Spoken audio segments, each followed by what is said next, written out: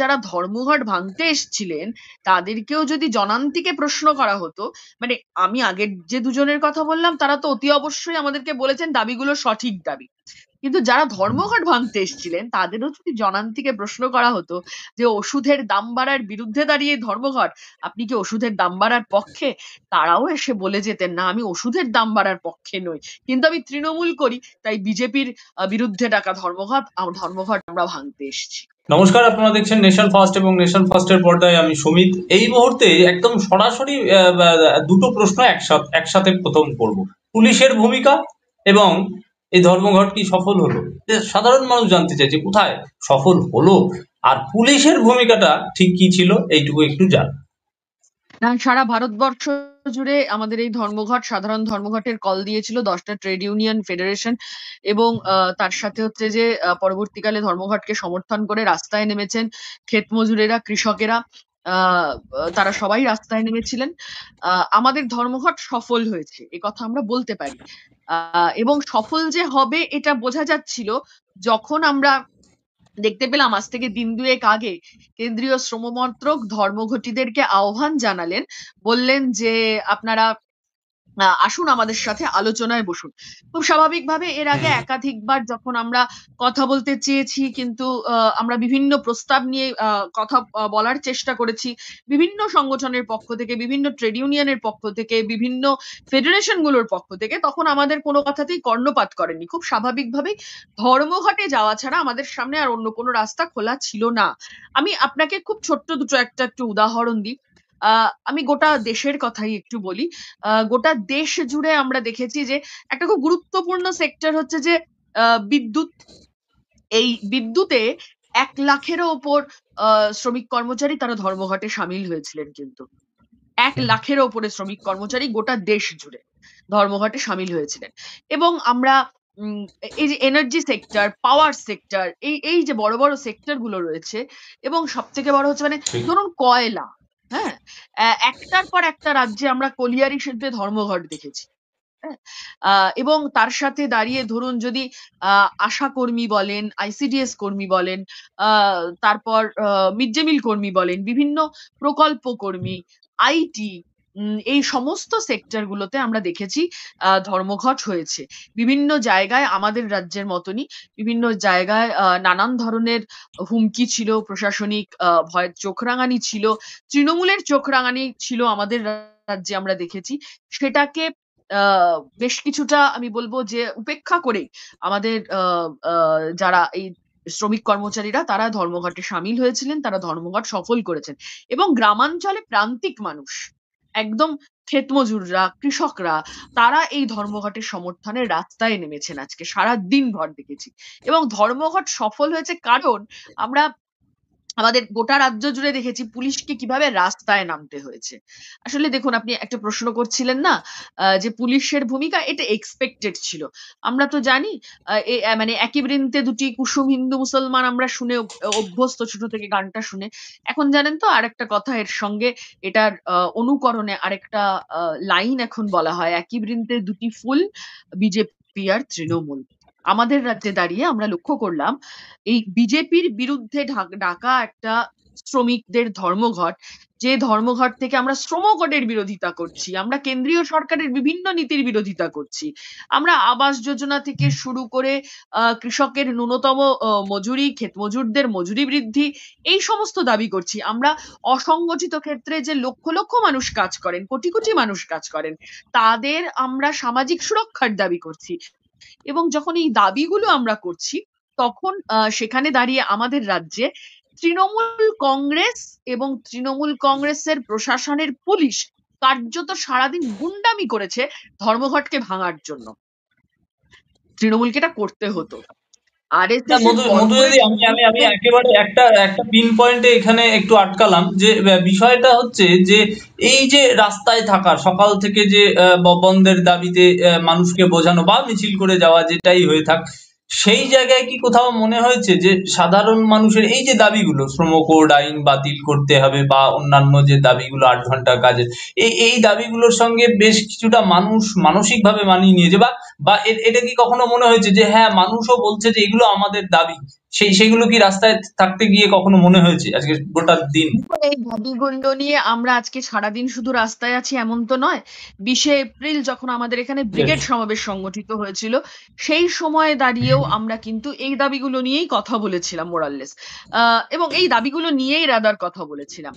তো আমরা যখন সেদিন দাঁড়িয়ে এই দাবিগুলো নিয়ে কথা বলছিলাম, তখন থেকে শুরু করে আজকে সারাদিন ধর্মঘট পর্যন্ত সাধারণ মানুষ যারা রাস্তায় বেরোননি, যারা রাস্তায় বেরোতে বাধ্য হয়েছেন, এমনকি যারা ধর্মঘট ভাঙতে এসছিলেন, তাদেরকেও যদি জনান্তিকে প্রশ্ন করা হতো, মানে আমি আগের যে দুজনের কথা বললাম তারা তো অতি অবশ্যই আমাদেরকে বলেছেন দাবিগুলো সঠিক দাবি। কিন্তু যারা ধর্মঘট ভাঙতে এসছিলেন তাদেরও যদি জনান্তিকে প্রশ্ন করা হতো যে ওষুধের দাম বাড়ার বিরুদ্ধে দাঁড়িয়ে ধর্মঘট, আপনি কি ওষুধের দাম বাড়ার পক্ষে? তারাও এসে বলে যেতেন, না আমি ওষুধের দাম বাড়ার পক্ষে নই, কিন্তু আমি তৃণমূল করি, তাই বিজেপির বিরুদ্ধে ডাকা ধর্মঘট আমরা ভাঙতে এসেছি। বিজেপি বলছে কর্মনাশা বন্ধ। হ্যাঁ, হ্যাঁ, আমি বলছি যে বাকি এই একটা দিনের এত হিসেব করছেন তো, বাকি যে ৩৬৪ দিন, এই ৩৬৪ দিন ওরা আমাদের কতটা ঘাম চুরি করে বলুন তো? কতটা আমাদের শ্রম চুরি করে? আজকে দাঁড়িয়ে বলছে যে মাইনেতে কাজ করি সেই মাইনেতেই একই মাইনেতে ৮ ঘন্টার বদলে ১২ ঘন্টা কাজ করতে হবে। ওভারটাইমের কথাটা কার্যত থাকবে না। পিএফ এর টাকা সরকার আমাদেরকে কম দেবে। টেক হোমটা বেশি হয়ে যাচ্ছে এটা দেখিয়ে। গ্র্যাচুইটির টাকা কমবে। তারপর হচ্ছে আপনার ও কি বলে ওটাকে পিএফ ইএসআই এর টাকা কমবে। আমাদের বলছে যে কর্মনাশা বন্ধ। কিসের কর্মনাশা? একজন শ্রমিক কর্মচারী সে যদি ঠিক মতন মজুরি না পায়, তার যদি কর্মক্ষেত্রে পরিবেশটা সঠিক না থাকে, তাহলে তার বিরুদ্ধে যদি সে কথা বলতে যায়, তাহলে কথা বলতে গেলে পরে মালিকের বিরুদ্ধে দাঁড়িয়ে যদি কোথাও কোনো লিফলেটিং করে, সেই লিফলেটিং করলে পরে তাকে ভারতীয় ন্যায় সংহিতা অনুসারে ওই জামিন অযোগ্য গ্রেফতারি পরোয়ানা জারি করে তাকে হচ্ছে যে গ্রেফতার করা যাবে। এটার বিরুদ্ধে কথা বললে ওরা বলবে কর্মনাশা, সেটা আমাদের মানতে হবে। এই বিজেপি আবার পশ্চিমবঙ্গে এসে এত বড় বড় কথা বলে, এত বড় বড় কথা বলে গণতন্ত্র নিয়ে। ওরা এই গোটা শ্রম কোডটা করেছে, শুধু ইউনিয়ন করার অধিকার কারেনি তো, গোটা দেশের ৯০% মানুষ যারা শ্রমিক কর্মচারী তাদেরকে আসলে শ্রমিকের মর্যাদাটাই দেবেন না, তাদের কাছ থেকে শ্রমিক তকমাটা কেড়ে নেবেন। এই তকমা কেড়ে নেওয়ার মানে কি শুধু ইউনিয়ন করার অধিকার চলে যাওয়া? পিএফ, ইএসআই, গ্র্যাচুইটি থেকে শুরু করে একাধিক সুবিধা যেমন থাকবে না, তেমনি তার সাথে সাথে যখন তখন লে অফ করবে। কর্মনাশা। তো মমতা যখন ব্যানার্জি লে অফ যখন করবেন বিরোধী বিনা দলের নেত্রী নোটিসে, ছিলেন, তিনি তখন পরিষ্কার করে বলতেন এই বামফ্রন্টরা ইউনিয়ন করে করে কোম্পানিতে লাল তালা ঝুলিয়ে দেয়। এ তো মমতা ব্যানার্জির অভিযোগ, বহুকাল আগে উনি বেশ তো রাস্তায় দাঁড়িয়ে বুঝলাম, বলেন। মমতা ব্যানার্জি কটা কারখানা খুলেছেন আগে সেটা জিজ্ঞাসা করুন। কারখানা বন্ধ হওয়ার একটা নানান রকমের কারণ থাকে, নানান কারণ থাকে কারখানা বন্ধ হওয়ার, একটা নির্দিষ্ট কোনো কারণ থাকে না। কিন্তু ট্রেড ইউনিয়নের মুভমেন্টের জন্য কোথাও কোনোদিন কোনো কারখানা বন্ধ হয়ে যায় না। ট্রেড ইউনিয়ন কিসের জন্য মুভমেন্ট করে? আমার মজুরি না পেলে আমি মুভমেন্ট করব, আমার মজুরি না পেলে আমি আন্দোলন করব। কর্মক্ষেত্রে দাঁড়িয়ে যদি কোথাও কোনো রকমের অসঙ্গতি দেখা যায়, কোথাও কোনো রকমের আমাদের উপরে নির্যাতন নেমে আসে, তার বিরুদ্ধে দাঁড়িয়ে কর্মক্ষেত্রের পরিবেশকে সঠিক রাখতে হচ্ছে যে দরকার হলে আন্দোলন করতে হবে, দরকার হলে আন্দোলন করতে হবে। আর কে বলছে এই সমস্ত কথা? মমতা ব্যানার্জি ১ বছরে ৭৬টা ধর্মঘট ডেকেছিল। কোনো নৈতিক অধিকার নেই তৃণমূল কংগ্রেসের ধর্মঘটের বিরোধিতা করার। সেদিন দাঁড়িয়ে ধর্মঘটটা খুব ভালো ছিল। সেদিন দাঁড়িয়ে ধর্মঘটটা ছিল গণতন্ত্রকে ঊর্ধ্বে তুলে ধরার জন্য। আর আজকে দাঁড়িয়ে গণতন্ত্রকে মানে আজকে দাঁড়িয়ে উনি শ্রম দিবসের গল্প শোনাচ্ছেন। যখন দিনের পর দিন শুধুমাত্র মিড ডে মিলের টাকাটাকে বাঁচাবেন বলে দিনের পর দিন স্কুলগুলোকে বন্ধ রেখে দেন। যখন জামাই ষষ্ঠীতে আধবেলা ছুটি দেন, কর্মদিবস নষ্ট হয় না? নষ্ট হয় না কর্মদিবস? সবকিছুতে কর্মদিবস নষ্ট হয়। ২১শে জুলাই যে বারই পড়ুক না কেন, কিভাবে ২১শে জুলাই এর কর্মসূচি ওরা করে আমরা জানি না। একাধিক স্কুলের এই ঘটনা আমাদের চোখের সামনে আছে। স্কুল ডেজে স্কুল বন্ধ করে তৃণমূলের মোচ্ছব চলেছে। কর্মদিবসের গল্প শোনাতে এসছে মমতা ব্যানার্জি, আর আমাদের শুনতে হবে। আসলে সমস্যাটা হচ্ছে যে বলতে পারছে না তো মুখে সরাসরি যে দেখুন আমার ভাই দায়বদ্ধতা আছে, মোহন ভাগবতের প্রতি দায়বদ্ধতা আছে, আরএসএস এর এই কর্পোরেট হিন্দুত্বের নীতির প্রতি আমার দায়বদ্ধতা আছে, আমি কর্পোরেটের ভাই দালালি করি। তাই আমি ধর্মঘট করতে দিতে পারবো না বামেদেরকে। কারণ বামেদের এই ডাকা ধর্মঘটের দাবিগুলো কর্পোরেটের যাদের আমি দালালি করি তাদের স্বার্থ বিরোধী। এটা মমতা ব্যানার্জি বলতে পারছেন না মুখ ফুটে, তার জন্য এতগুলো বাজে কথা বলতে হচ্ছে। বেশ, আমি সারা দেশের যে ছবি সেখানের থেকে বাংলা একটু আলাদা রয়েছে। বাংলায় ধাক্কাধাক্কি হয়েছে, পতাকা পোড়ানো, জলে ভেজানো হয়েছে। বাংলার ছবিটা একটু আলাদা বারবার থাকে কেন?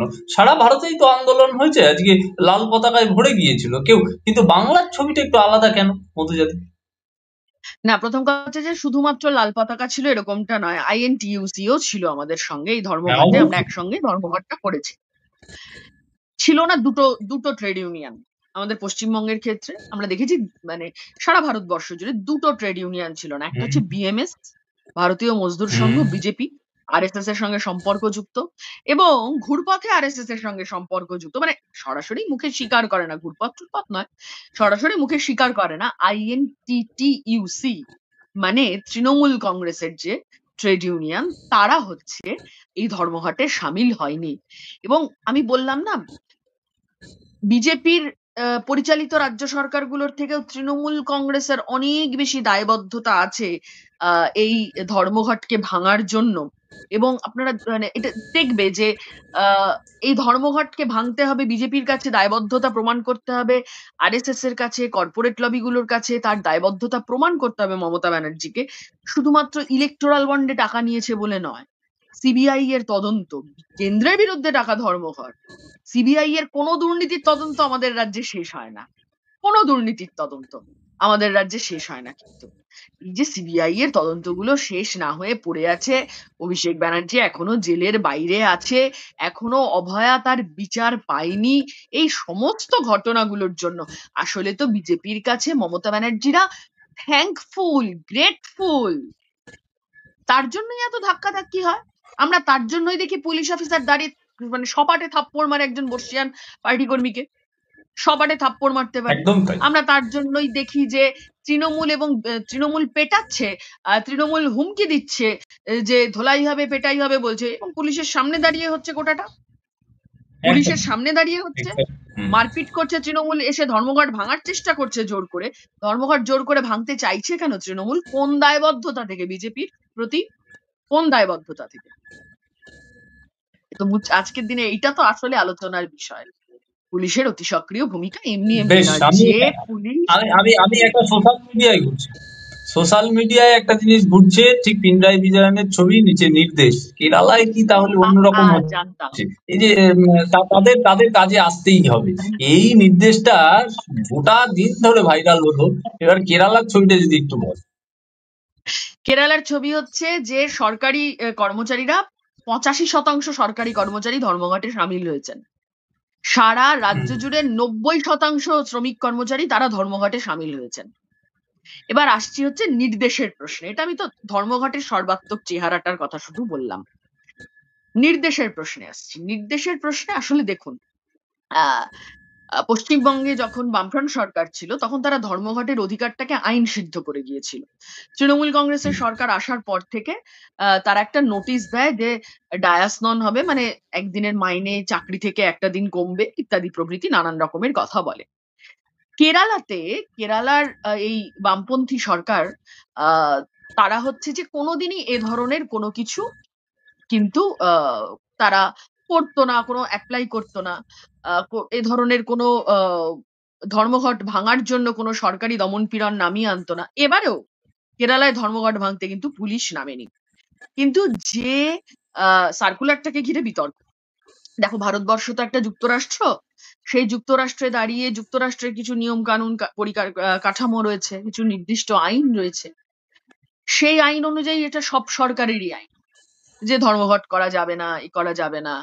হুম, এবং এইটা নিয়ে 2022 সালে একটা মামলা হয়েছিল কেরালা হাইকোর্টে।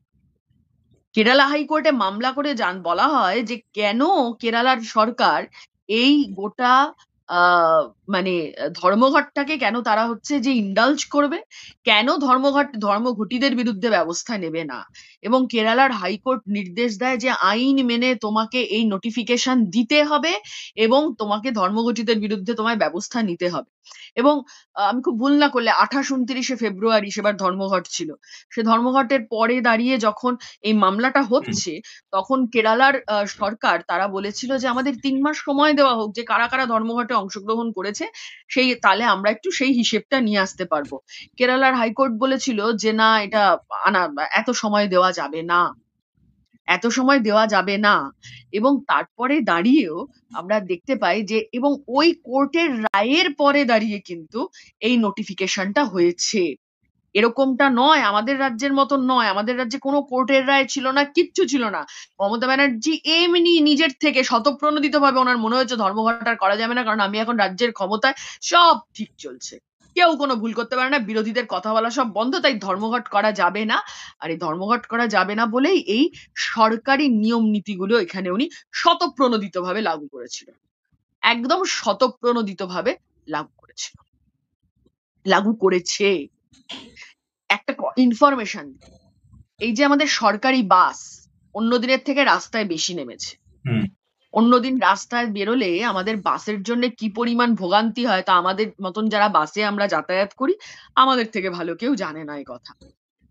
এবার নির্দেশিকা ছিল ২ হলেও বেশি বাস চালাতে হবে অন্য দিনের থেকে। তাতে যদি একটা গেট দিয়ে বেরিয়ে আরেকটা গেট দিয়ে ঢুকে আসি ডিপোতে তাহলেও চলবে, কিন্তু বাসের চাকা গড়াতে হবে। কতটা প্রতিহিংসা পরায়ণ শুধু নয়, কতটা দায়বদ্ধতা বিজেপির প্রতি থাকলে পরে ধর্মঘটকে অসফল করার প্রমাণ করার জন্য সোকল্ড বিজেপি বিরোধী একটা সরকার নাকি তৃণমূল কংগ্রেস, তারা এই ধরনের ফতোয়া জারি করতে পারে।